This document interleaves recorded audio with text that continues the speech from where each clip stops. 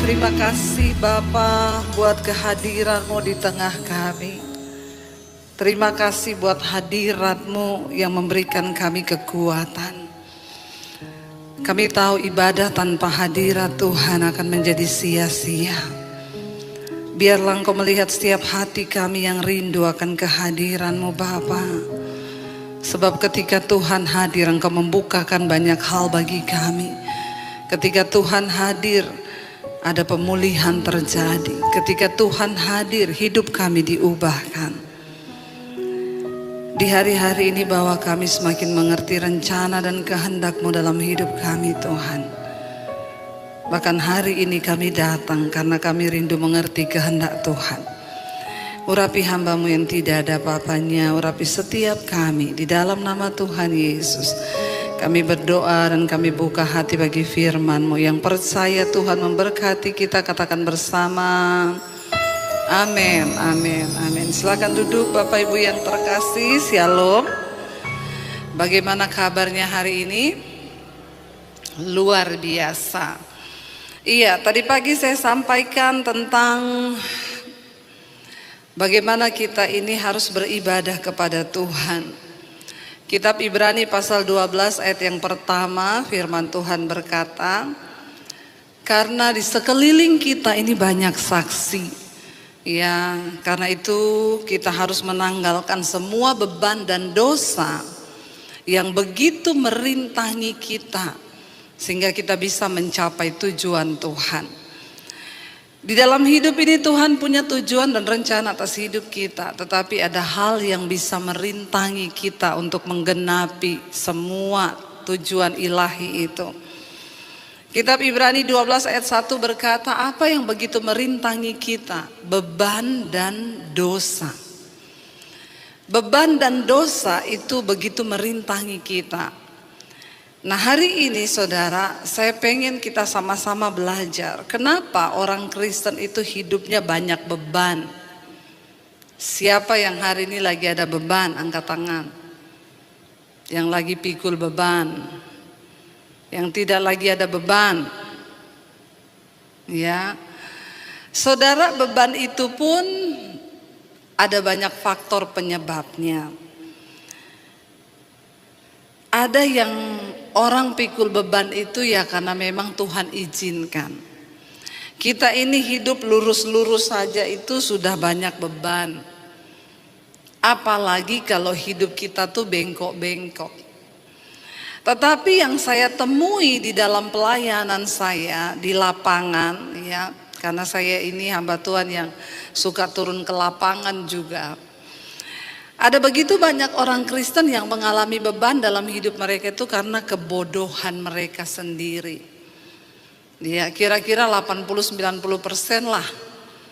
Ya, yang datang konseling itu belum pernah ada yang datang, Bu. Saya ini ada beban berat, Bu. Kenapa? Saya mau dibunuh karena nama Yesus. Itu jarang sekali. Ya, ada yang, Bu, saya mau dibunuh. Kenapa? Saya utang belum bayar, utang online. Tidak usah angkat tangan di sini yang terjebak utang online. Bertobat saja di dalam hati. Ada yang datang, saudara, dengan masalah, saya sudah tidak kuat dalam pernikahan, mau bercerai, Bu. Kenapa? Karena saya salah pilih jodoh. Dulu saya belum kenal Tuhan. Jadi saya pilih jodoh sembarangan. Berapa banyak yang belum nikah di sini? Tolong angkat tangan yang belum nikah. Yang masih jomblo angkat tangan, enggak usah malu. Yang tinggi yang jomblo, berbahagia bagi yang jomblo. Tepuk tangan buat yang jomblo ini. Ya, yes, hidup jomblo. Kenapa? Bersyukur masih bisa buka mata, cari jodoh yang terbaik. Ya, kenapa saudara? Karena banyak orang itu karena bodoh, nggak ngerti kehendak Tuhan, main tabrak kanan kiri.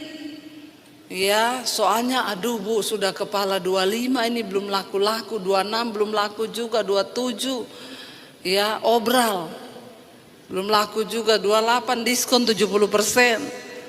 Nggak laku juga, Bu. 29, aduh terpaksa lah, Bu. Saya berdoa buat Yakobus, Matius, Markus, Lukas, nggak datang. Yang datang Zulkifli. Ya udah, karena cuma itu yang ada, ya sudahlah Bu, daripada saya nggak laku.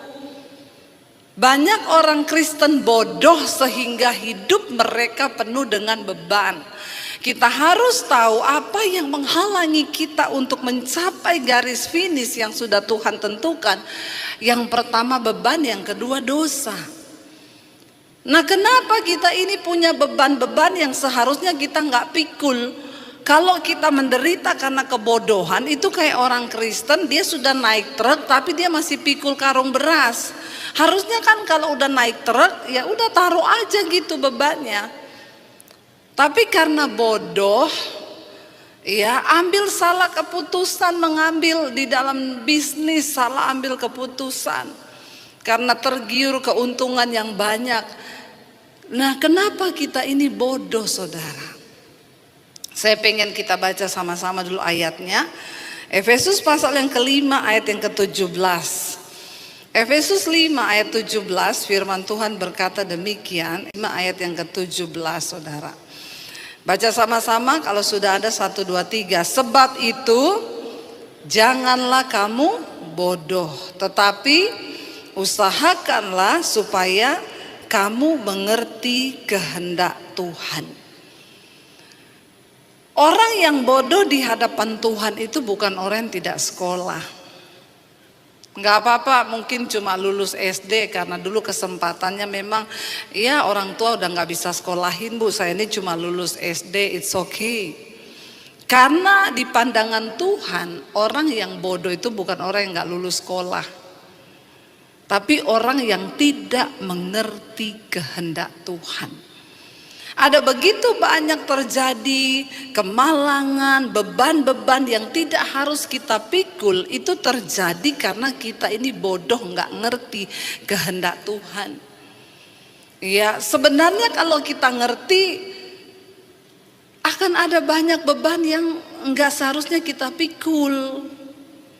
Ya, saya pengen kita semua buka mata hari-hari ini.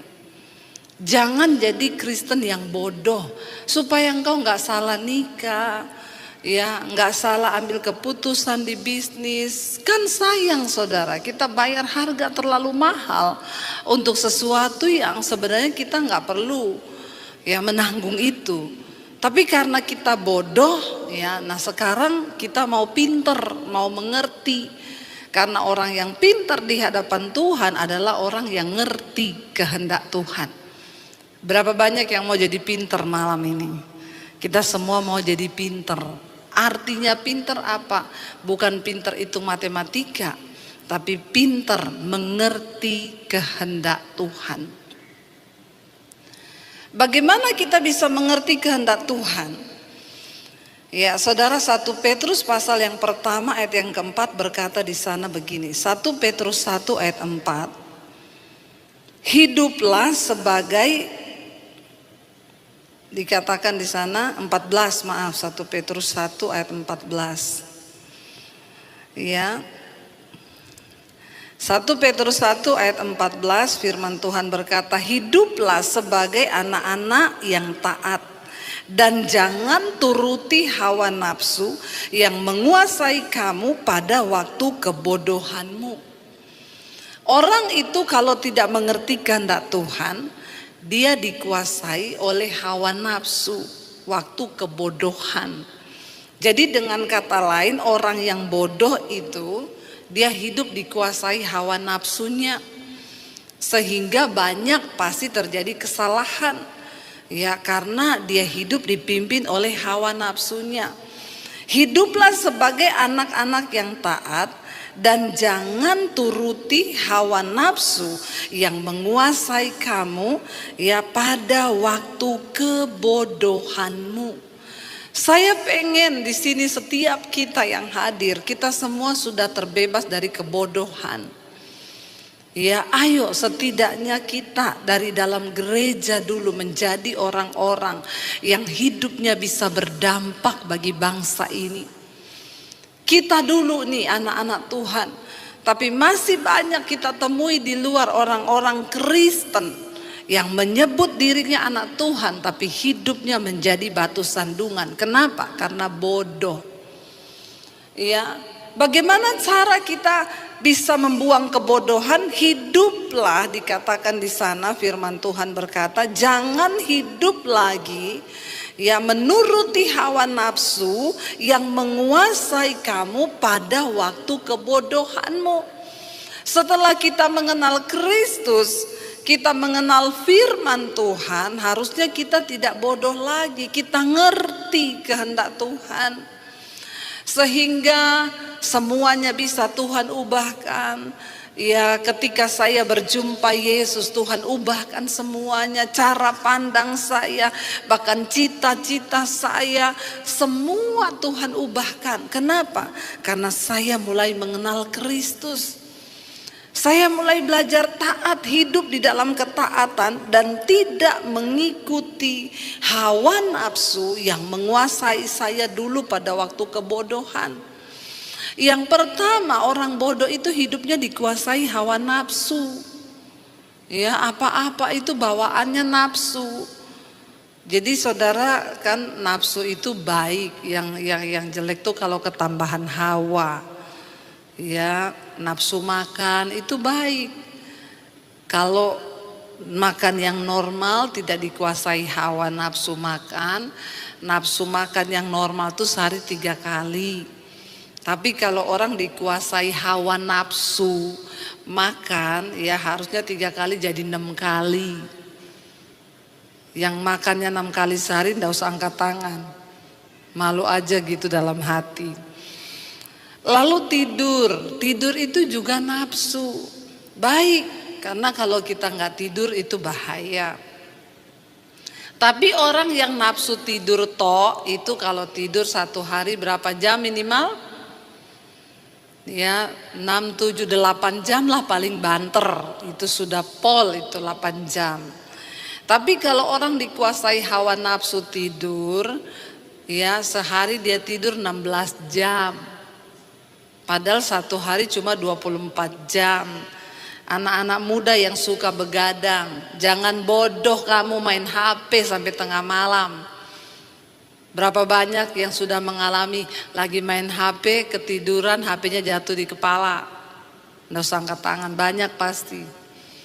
Ya, jangan bodoh. Engkau menghabiskan ya nafsumu nggak tidur. Kita harus tidur. Ya 1 hari itu 8 jam. Tapi kalau orang dikuasai nafsu tidur juga sehari dia tidur 16 jam. Karena dia main HP kalau malam, tengah malam, nanti besoknya dia tidur seharian. Itu namanya dikuasai hawa nafsu. Ya, seks itu nafsu yang Tuhan ciptakan baik bagi manusia. Tapi kalau orang kena hawa nafsu seks, yaitu ya tiap hari nonton film porno, nggak usah angkat tangan, bertobat. Saya berdoa anak-anak muda di sini, jangan engkau membiarkan matamu itu menyesatkan engkau. Sekarang itu dosa hanya sejauh jari kita nih, mau lihat apa di sana? Karena ini internet, dunia internet ini sekarang luar biasa. Saya mau cari artikel tentang kaki Dian, saya ketik kaki Dian, yang muncul Dian punya kaki. Nah sekarang terserah saudara nih mau cari kaki Dian bener atau Dian punya kaki. Wah ngeri saudara, mau dilanjutin atau kita mau ambil keputusan saya nggak mau bodoh. Karena kalau engkau bodoh, hati-hati engkau dikuasai oleh hawa nafsu. Sehingga banyak anak-anak muda yang melakukan seks akhirnya di usia dini. Ya sudah tidak bisa sudah nggak dipungkiri lagi sekarang. Orang datang konseling kepada saya tidak sangka Bu, anak saya masih SMP Bu, ternyata sudah 3 kali aborsi. Ini terjadi, ini fakta. Ya, tapi saya berdoa anak-anak muda di sini, engkau tidak bodoh, jaga hidupmu dalam kekudusan. Kalau engkau mau melihat Tuhan memberkati masa depanmu, jangan jadi orang murahan, ya, supaya Tuhan memberikan jodoh yang terbaik. Amin, yang wanita-wanita, ya, berani berkata tidak kepada dosa. Ya, Alkitab berkata, jangan lagi kamu hidup dikuasai hawa nafsu yang dulu menguasai kamu di waktu kebodohanmu, tetapi hiduplah sebagai anak-anak yang taat. Ya, di sana dikatakan, tetapi hendaklah kamu menjadi kudus dalam seluruh hidupmu, ayat 15. Sama seperti Dia yang adalah kudus yang telah memanggil kamu, sebab ada tertulis, kuduslah kamu sebab aku kudus, ya. Dan jika kamu menyebutnya Bapa, yaitu Dia yang tanpa memandang muka menghakimi semua orang menurut perbuatannya, ya makanya hendaklah kamu hidup dalam ketakutan selama kamu menumpang di dunia ini. Ya, mari kita hidup dalam ketakutan, bukan artinya serem gitu lihat Tuhan, tapi takut akan Allah. Orang-orang yang hidupnya diubahkan Tuhan. Ya, apa yang membuat kita ini menjadi berbeda dengan dunia? Karena hidup kita sudah diubahkan. Kita tidak bodoh lagi. Saudara, kalau engkau hidup tanpa mengerti kehendak Tuhan, menjadi orang yang bodoh, rugi. Ada begitu banyak hal besar yang Tuhan mau bukakan bagi kita. Jangan bilang, saya ini kan cuma siapa saya, Bu. Saya ini dulu sebelum bertobat, saya ini bukan apa-apa juga. Saya ini hanya sampah yang harusnya dibuang, selesai, dan saya gak ada apa-apanya. Bahkan saya mau mengakhiri hidup saya dengan cara bunuh diri, karena saya sudah stres dengan hidup saya, rasanya sudah hancur, sudah rusak, semuanya sampah. Tapi waktu saya menerima Tuhan Yesus, makanya saudara tuh bersyukur. Saudara sudah mengenal Yesus, harusnya hidupmu tuh lebih lagi. Ngerti Tuhan punya rencana atas hidup kita. Ada sesuatu yang besar di depan kita yang mau Tuhan kerjakan. Ayo kita menjadi Kristen yang hari-hari ini benar-benar mau berdampak. Percayalah saudara bahwa engkau punya Tuhan yang hidup. Tuhan yang sanggup berperkara. Tidak ada perkara yang mustahil. Sebab Tuhan itu Tuhan yang bekerja. Dia tidak melihat rupa. Kalau manusia menjadikan tolak ukur dari seseorang bisa menjadi pemimpin atau bisa menjadi sesuatu itu, oh kalau dia sekolahnya tinggi. Kalau Tuhan enggak. Ingat ketika Allah menyuruh Samuel untuk pergi ke rumahnya Isai, dia bilang ada seorang anaknya di sana yang akan aku urapi menjadi raja atas Israel. Ya, ada seorang yang berkenan di sana. Lalu akhirnya Samuel pergi ke rumah Isai, disuruh nanti datang ke upacara itu anak lelakimu semua ajak, karena satu di antara mereka akan diurapi Tuhan menjadi raja. Lalu Isai mengajak 7 orang anak lelakinya. Ketika Samuel melihat Eliab kakak Daud yang tertua, wah ganteng, perawakannya baik, berpendidikan militer. Lalu Samuel berpikir, inilah dia orang yang dipilih Tuhan menjadi raja atas Israel. Ketika Samuel berpikir begitu, Tuhan bilang, enggak, aku sudah menolaknya. Bukan apa yang dilihat manusia yang dilihat Tuhan. Sebab manusia melihat apa yang kelihatan, tetapi Tuhan melihat hati. Jangan berpikir Tuhan gak bisa pakai hidupmu. Saya ini cuma biasa, saya ini siapa? Tuhan punya rencana atas hidup setiap kita. Dan ada perkara besar yang mau Tuhan kerjakan lewat hidupmu dan hidup saya. Ketika ditanya lewat satu, tidak ada satupun yang diurapi Tuhan. Mereka semua adalah prajurit. Lalu Samuel bertanya, Isai, sudah ini semua anakmu? Oh masih ada satu. Mungkin, tapi gak dicatat. Isai bilang gini mungkin, aduh dia gak usah lah, gak masuk hitungan. Makanya gak saya ajak ke sini. Dia cuma menggembalakan kambing domba yang beberapa ekor. Mungkin bapaknya berkata begitu. Kenapa saya gak ajak dia sini? Gak masuk hitungan, dia bukan prajurit. Dia gak pernah saya sekolahin prajurit untuk ikut. Tetapi Samuel berkata, kita tidak akan duduk makan sebelum dia dipanggil. Dipanggillah Daud, saudara. Orangnya sederhana. Dia mungkin tidak sepintar kakak-kakaknya, tetapi dia adalah orang yang mengerti kehendak Tuhan. Hatinya itu tertuju kepada Tuhan. Ketika Samuel melihat dia, Tuhan berfirman, inilah orang yang berkenan di hatiku. Kenapa Daud dipilih Tuhan? Sebab dia mengerti kehendak Tuhan. Saudara, kita semua punya kesempatan untuk bisa dipakai Tuhan menjadi sesuatu yang berarti hidupmu. Engkau gak dipanggil cuma jadi begitu-begitu aja. Ada banyak hal besar yang engkau bisa lakukan buat keluargamu, dan Tuhan tidak memandang rupa. Dia gak lihat sekolah kita, dia gak lihat latar belakang kita. Bahkan Daud tercatat punya beberapa sejarah tentang kejatuhan. Dia pernah bersinah dengan Betseba istri Uria, dan dia pernah membunuh. Tetapi Daud bertobat. Dia punya hati yang lembut ketika ditegur. Dia menangis dan dia bertobat di hadapan Tuhan. Saudara, kita semua pernah punya kegagalan, tapi Tuhan gak pernah lihat itu. Tuhan gak pernah hitung berapa banyak kali engkau jatuh di dalam dosa, tapi Tuhan selalu menunggu kapan engkau kembali untuk datang kepada Dia. Bangkit. Kita lihat orang-orang di Alkitab yang dipakai Tuhan. Yusuf, dia dibuang oleh keluarganya sendiri, tapi karena Yusuf mengerti kehendak Tuhan, dia tahu dimanapun dia berada, kehendak Tuhan menyertai dia dan pasti akan tergenapi. Sehingga ketika dia dijual jadi budak, dia tidak bersungut, dia nggak kepahitan sama keluarganya, dia nggak nangis dan bertanya, Tuhan kenapa saya jadi budak Tuhan? Enggak, dia jalani hidupnya terus dengan takut akan Tuhan. Orang yang mengerti kehendak Tuhan akan menjalani hidup dengan takut akan Tuhan.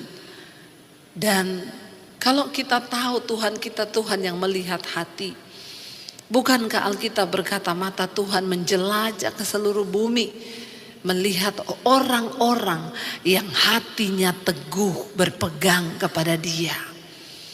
Tuhan sedang mencari orang-orang yang hatinya teguh, biar dia dapati hari ini saudara.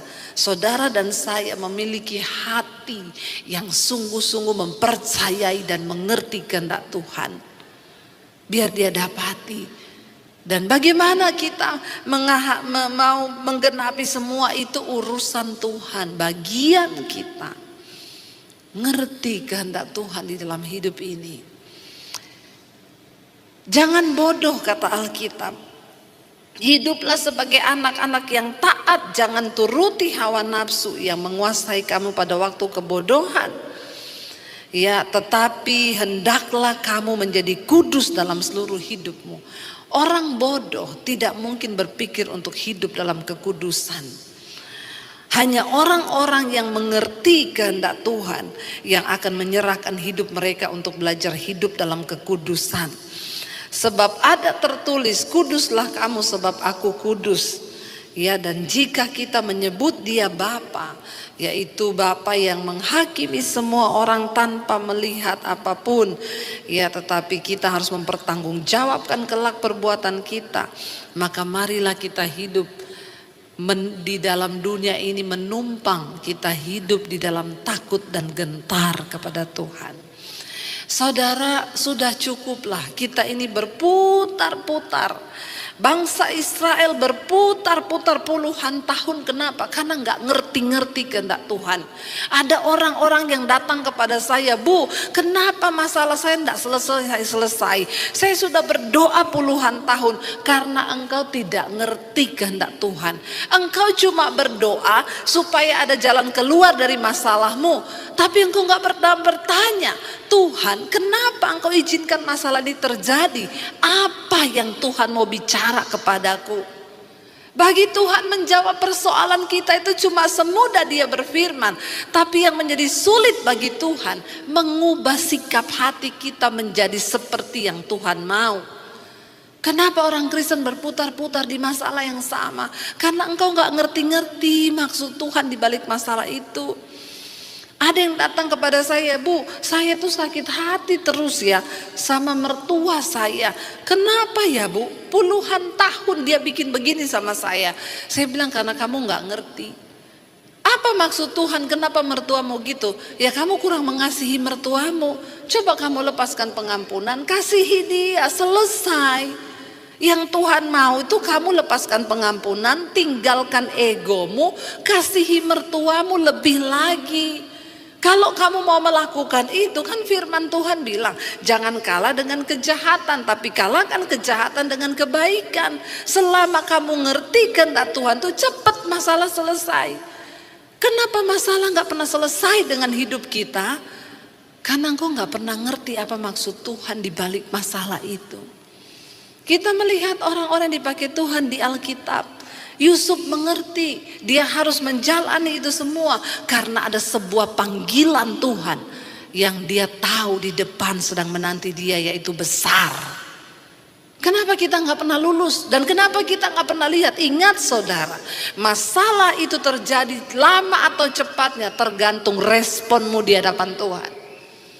Kalau engkau masih berputar-putar, nggak ngerti-ngerti, protes sama Tuhan, merasa tidak, tadi sore, tadi siang saya sampaikan, Ayub membela dirinya di hadapan Tuhan. Dia bilang, Tuhan, aku mau membela perkaraku di hadapanmu.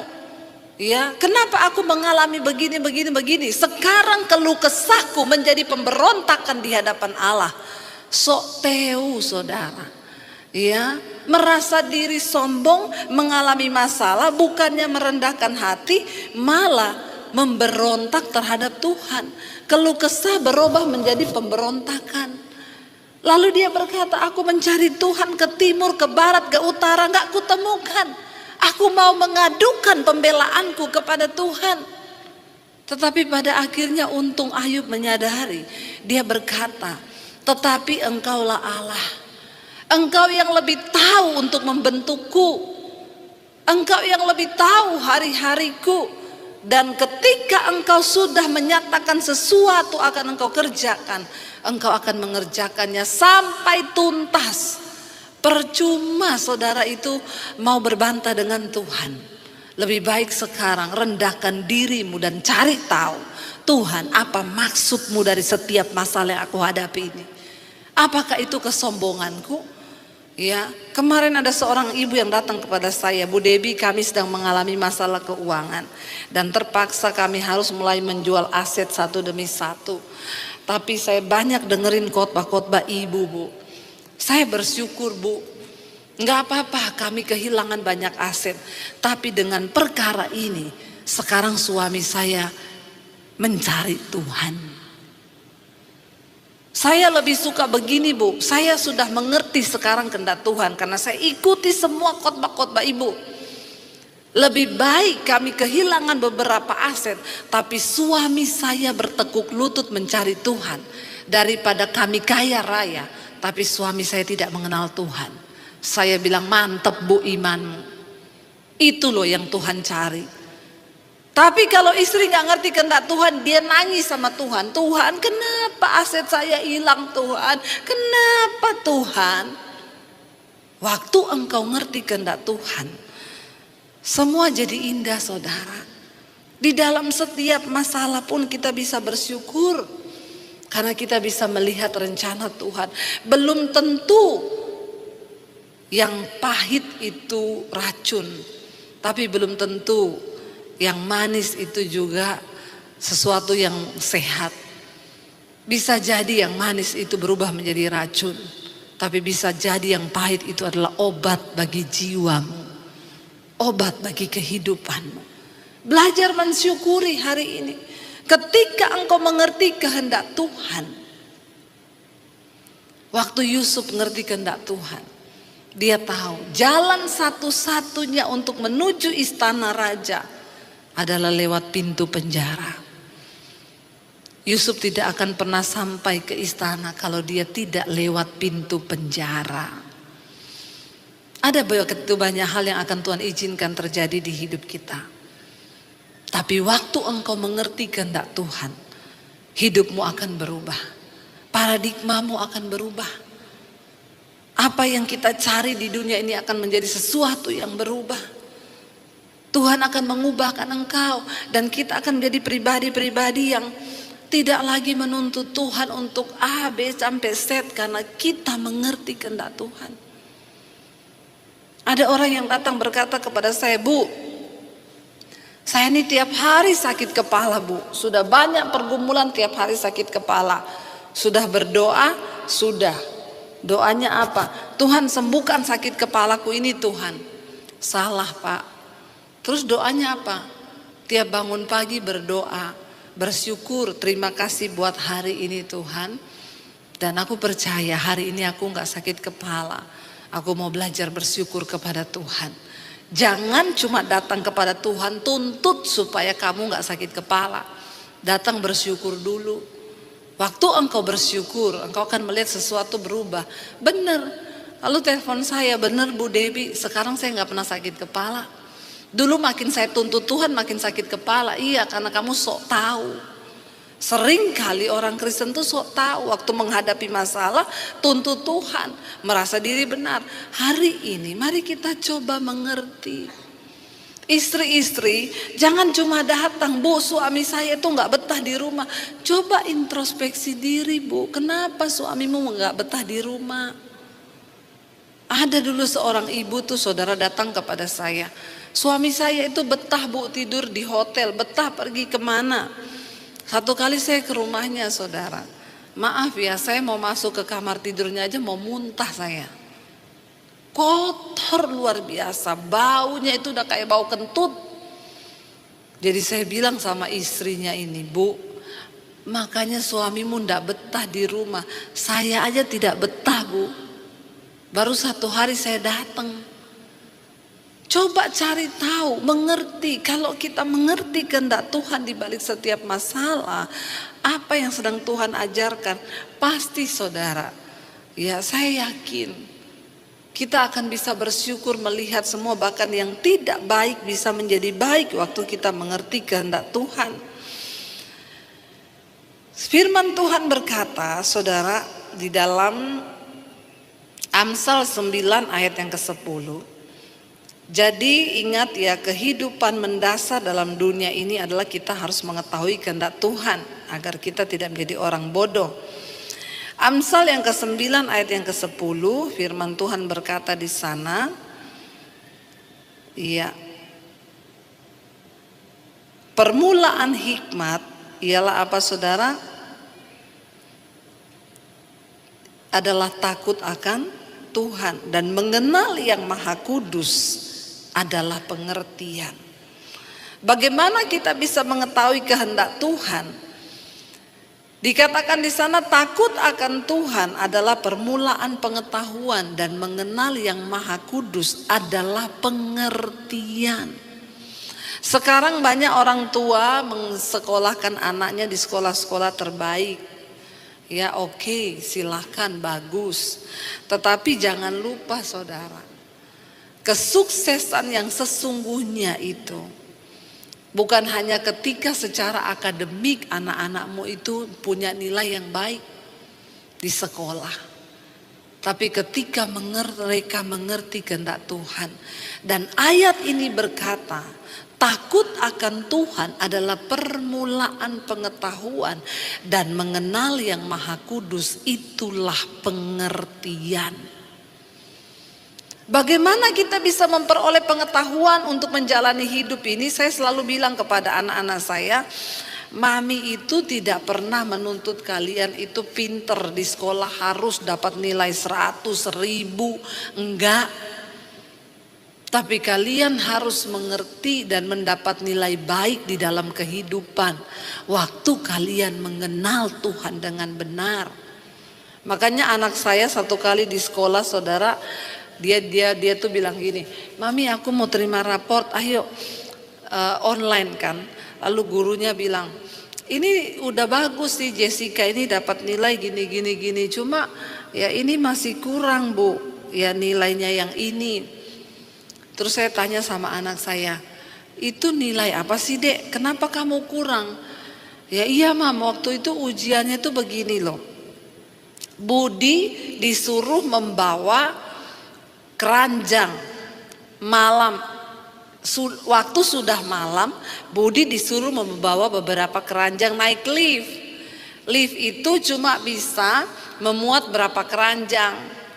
Ya, karena hari sudah malam, berapa waktu yang dibutuhkan Budi dan berapa banyak keranjang yang bisa dibawa Budi sebelum liftnya itu tutup. Anak saya jawab gini, ya yang sedapatnya aja, karena kan udah malam besok lagi. Soalnya kasihan udah malam suruh kerja. Saya bilang sama anak saya, kalau mami gurumu tak kasih nilai 100 loh kamu dek. Bener juga, karena dia melihat dari segi ya kasihan masa. Jadi saya tanya, loh tapi kan itu di sekolah, ya kamu nggak bisa jawab gitu. Ya iyalah mam, ya aku udah nggak mau hitung lagi, kasihan banget orang udah malam disuruh-suruh kerja, pulang tidur kan masih ada hari esok. Nah, ini namanya bagus dalam kehidupan saudara. Tapi nggak bagus di akademisi ya. Atau karena saya bilang kamu itu alasan gitu atau malas ngitung, ya bukan, mikir aja gitu ya. Masa orang malam-malam disuruh ngangkat-ngangkat, orang udah malam juga liftnya udah mau tutup. Ya, saya bilang kepada anak-anak saya, ya kalian harus punya pengertian akan kehidupan. Mami tidak tuntut kamu harus pintar secara akademik, tapi kamu harus mengenal jalan kehidupan. Dan permulaan hikmat itu ialah takut akan Tuhan dan mengenal yang Maha Kudus. Itulah pengertian. Ya, mari kita orang tua, sebagai orang tua kita mulai tanamkan kepada anak-anak kita, bahkan kita sendiri. Bagaimana engkau bisa punya pengertian menghadapi hidup ini? Hidup ini terlalu beresiko untuk kita bisa jalani sendiri. Kita butuh hikmat dan pengertian dari Tuhan. Dan hanya orang-orang yang takut akan Tuhan, hanya orang-orang yang mengenal Tuhan dan kehendak Tuhan, mereka yang akan mendapat pengertian. Saya ini sudah membuktikan kuasa Tuhan. Saya bukan orang pinter saudara. Ya, saya ini pas-pasan, secara akademik juga saya pas-pasan lah. Tetapi hikmat Tuhan, di dalam segala hal saya melibatkan Tuhan. Saudara mau apa coba? Libatkan Tuhan. Supaya tidak banyak kerugian-kerugian yang iblis bisa curi dari hidup kita, yang sebenarnya itu gak boleh hilang, tapi akhirnya iblis bisa curi karena kita ini bodoh, gak ngerti kehendak Tuhan. Ada seorang ibu yang WA kepada saya, dia bilang, Bu, saya sebelum pandemi Bu, saya ini ke dokter syaraf Bu. Setiap bulan saya harus suntik, saya harus berobat ke dokter syaraf. Sampai akhirnya pandemi Bu, saya temukan channel Ibu, terutama Mesbah Doa, saya mulai ikuti Bu. Saya ikuti khotbah-khotbah Ibu, saya mulai mendengar firman. Saya mulai mengenal yang Maha Kudus. Dan saya mulai mengerti tentang rencana Tuhan. Ketika Ibu menyampaikan perkatakan, dia mulai memperkatakan firman. Aku percaya syarafku normal. Dia mulai menjadi pelaku firman. Dia mulai memuji menyembah Tuhan. Apa yang terjadi? 2 tahun masa pandemi dia tidak ke dokter. Dan dia disembuhkan. Dia bilang, Ibu tahu sekarang saya tidak pernah suntik, saya gak pernah minum obat. Sekarang obat saya tuh mesbah doa. Obat saya tuh mesbah syukur. Setiap hari saya hanya bersyukur Bu. Tidak kambuh syaraf saya, tidak kambuh sakit saya. Saya melihat bagaimana Tuhan berperkara. Dan saya mau memberkati pelayanan Ibu. Uang yang 2 tahun harusnya saya beri ke dokter untuk bayar obat, saya mau transfer ke Ibu untuk menopang pelayanan Ibu. Saudara tahu, ratusan juta loh untuk berobat syaraf setiap bulan. Tapi ketika dia mulai belajar hidup takut akan Tuhan, dia mulai mengenal yang Maha Kudus dengan benar, Tuhan memberikan dia banyak pengertian. Mulai dibukakan, dia mulai memperkatakan firman. Ketika rohnya hidup, tubuhnya sembuh. Lalu dia bilang, ibu betapa bodohnya saya ya. Uang itu selama ini saya pakai buat terus beli obat, saya ketergantungan. Saya bersyukur waktu saya mengenal Tuhan, mengenal yang Maha Kudus. Tuhan mulai membukakan banyak hal. Dan sekarang saya tidak pernah berobat lagi. Tuhan menyembuhkan saya. Saudara, itu hal yang sama Tuhan mau lakukan buat kita. Hari ini pertanyaannya, kita ini mau nggak mengenal Tuhan dengan benar? Saya undang suami saya untuk bisa main mengiringi. Saudara, apakah hari ini saudara mau mengenal Tuhan dengan benar? Firman ini dengan jelas berkata, jangan bodoh tetapi usahakan supaya engkau mengenal kehendak Tuhan. Kenapa? Mari kita lihat Ibrani 10 ayat 35. Ibrani pasal yang ke-10 ayat 35 dan ayat yang ke-36. Ibrani pasal 10 ayat 35 dan ayat 36. Apa yang firman Tuhan sampaikan di sana? Firman Tuhan berkata begini. Sebab itu janganlah kamu melepaskan kepercayaanmu, karena besar upah yang menantinya. Ayat 36. Sebab kamu memerlukan ketekunan, supaya sesudah kamu melakukan kehendak Allah, kamu memperoleh apa yang dijanjikan itu. Saudara, ayat ini berkata, jangan engkau melepaskan kepercayaanmu kepada Tuhan, sebab besar upah yang menantinya. Ada upah yang menanti orang-orang yang mau sungguh-sungguh percaya kepada Tuhan. Dan ayat ini berkata, sebab kamu memerlukan ketekunan. Supaya apa? Supaya sesudah kamu melakukan kehendak Allah, kamu memperoleh apa yang dijanjikan itu. Tuhan menjanjikan banyak hal besar atas hidup kita sehari ini. Janji-janji firman yang begitu luar biasa, dan itu harus kita peroleh. Tapi kenapa kita belum memperolehnya sekarang? Karena engkau belum mengerti kehendak Tuhan di dalam hidupmu. Kita baru akan memperoleh janji-janji yang besar dan berharga itu setelah kamu melakukan kehendak Tuhan. Apa itu kehendak Tuhan? Firman Allah. Kalau Tuhan berkata engkau harus hidup rukun bersama suami istri, lakukan itu. Suami istri bergandeng tangan, udah berhenti, jangan marah-marah, jangan berantem. Kalau Tuhan berkata engkau harus lepaskan pengampunan, lepaskan pengampunan. Kalau Tuhan berkata engkau harus hidup dalam kekudusan, tinggalkan dosamu, kenajisan, percabulan, perselingkuhan, homoseksual, lesbian, film porno, keterikatan, lepaskan. Itu artinya engkau mengerti kehendak Tuhan. Setelah kita mengerti kehendak Tuhan, barulah ayat ini berkata, kita layak untuk menerima janji-janji Tuhan yang berharga itu. Barulah kita layak untuk menerima semua yang dijanjikan Tuhan di dalam hidup kita. Mari hari ini saudara, katakan, Tuhan, kami mau mengerti rencanamu di dalam hidup kami. Kami mau mengerti Tuhan. Buka cara pandang kami sesuai dengan firman Tuhan. Ayat ini berkata, jangan lepaskan percayamu dan pengharapanmu kepada Allah, sebab besar upah yang menantinya. Raih upah itu saudara. Raih kebahagiaan bagi rumah tanggamu. Raih berkat Tuhan bagi keluargamu. Tapi ini kuncinya, kita harus ngerti kehendak Tuhan, yaitu dengan melakukan firman Tuhan. Datang pada Tuhan. Dan biar kita mau berkata kepada Tuhan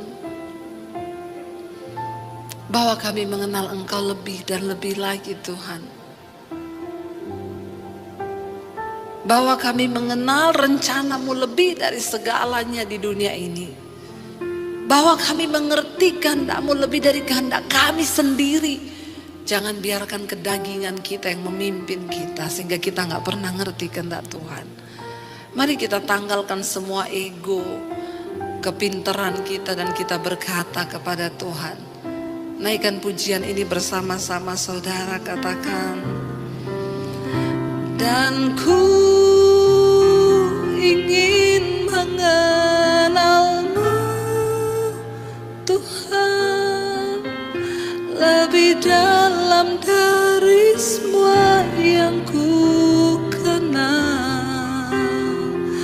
Tiada kasih yang melebihi-Mu, kasih yang melebihi-Mu. Ku ada untuk menjadi penyembah-Mu dan ku ingin Tuhan. Katakan pada Tuhan saudara, kami ingin mengenal-Mu Tuhan, mengenal rencana dan kehendak-Mu lebih dalam dari kehendak kami sendiri, dari semua yang kami kenal. Tiada kasih yang melebihi-Mu. Ku ada untuk menjadi. Sekali lagi angkat tanganmu kepada Tuhan, katakan, dan ku ingin Tuhan, ingin mengenal-Mu Tuhan lebih dalam dari semua yang ku kenal. Tiada kasih yang melebihi-Mu. Ku ada untuk menjadi penyembah-Mu. Saudara, manusia yang tidak mengenal Tuhan itu manusia yang paling bodoh di dunia ini. Manusia yang tidak mengenal kehendak Tuhan. Untuk apa kita beriman? Untuk apa kita percaya kepada Tuhan? Supaya kita mengenal kehendak Tuhan. Tuhan punya rencana atas rumah tanggamu hari ini. Tuhan punya rencana buat masa depanmu, hai anak-anak muda. Kalau hari ini mungkin engkau sedang berpacaran dengan seorang yang tidak mengenal Tuhan. Seorang yang masih merokok, hidupnya belum diubahkan. Dengar apa kata Tuhan hari ini. Pilihlah hanya yang terbaik. Sebab hidup ini begitu penuh dengan resiko. Dan cuma memahami kehendak Tuhan. Hanya dengan memahami kehendak Tuhan, kita dapat mengalami rancangan Tuhan yang terbaik. Jangan sia-siakan waktu-waktu hidup kita yang singkat. Jangan hidup bagi keinginanmu sendiri. Jangan hidup bagi kehendakmu sendiri, tapi mulai hari ini berkata, Tuhan, aku mau hidup untuk menggenapi seluruh kehendak-Mu atas hidupku. Bahwa kami menggenapi kehendak-Mu Tuhan. Bahwa kami menggenapi setiap firman yang sudah Engkau sampaikan bagi kami. Kami mau menggenapi firman-Mu Tuhan. Bilang hari ini saudara, sudah cukup Tuhan. Kami mengalami beban demi beban yang begitu merintangi kami untuk mencapai garis finish yang sudah Tuhan sediakan. Kami mau bertobat hari ini. Kami mau bawa hidup kami sungguh-sungguh kepada Tuhan. Supaya kami bisa mengerti apa yang menjadi rencana Tuhan. Biar kita mau berkata di hadapan Tuhan, hidupku menggenapi firman-Mu Tuhan. Mari bangkit berdiri bersama saudara. Angkat tanganmu di hadapan Tuhan, katakan, hidupku menggenapi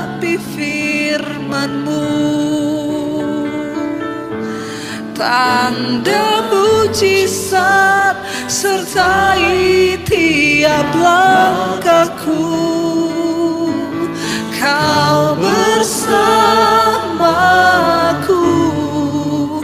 di dalamku, jadi bukti kebesaran-Mu hidupku Tuhan. Hidupku menggenapi firman-Mu.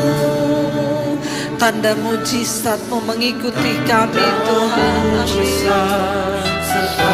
Sertai tiap langkah kami. Kau bersamaku di dalamku, jadi bukti kebesaran. Lebih lagi angkat tanganmu di hadapan Tuhan, katakan hidupku menggenapi.